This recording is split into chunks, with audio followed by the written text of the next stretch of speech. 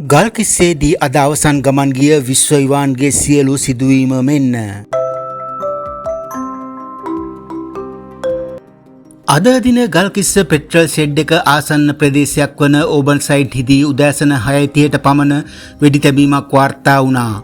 Police ආරංචි මාර්ග වැඩි දුරටත් සඳහන් කර ඇත්තේ යතුරු පැදියකින් පැමිණි නාදුන්න පුද්ගලයන් දෙදෙනෙකු විසින් මෙම වෙඩි තැබීම සිදු කර පලා ගොස් ඇති බවට මේ වන විට සිදු කළ පරීක්ෂණ වලින් අනාවරණය වී ඇති බවයි.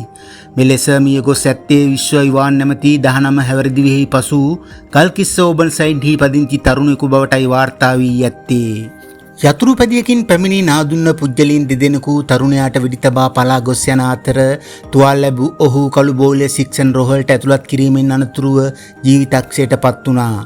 මෙම තරුණයා නගර සභා සේවකයෙකු වන අතර ඔහු වෙරළ පාරට හැරෙන මන්සන්දියේ අතුරු මාර්ගයක් අතුගාමින් සිටියේදී සැකකරුවන් දෙදෙනා යතුරු පැදියෙන් පැමිණි වෙඩි තබන අයුරු මීට පෙර CCTV කැමරාවක සටහන් වී තිබුණා.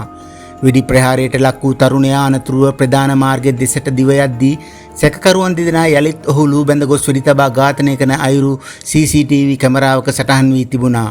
දෙහිවල ඕබන් ප්‍රදේශයේ පදිංචිකරුවෙකු වන තරුණයා ඝාතනයට හේතුව මෙතෙක් අනාවරණය වී නැහැ. ඔහුගේ මව මත්ද්‍රව්‍ය අලෙවි කිරීමේ චෝදනා මත මේ වන විට බන්ධනාගාරගතව සිටින අතර මියගිය තරුණයා 2023 වසරේදී මත්ද්‍රව්‍ය සම්බන්ධ චෝදනාවකට අත්අඩංගුවට පත්ව තිබුණා. ඔහු බඩෝවිට අසංක නැමැති මත්ද්‍රව්‍ය ජාවානම් කරුගේ ඥාතියෙකු බව වාර්තා වනවා.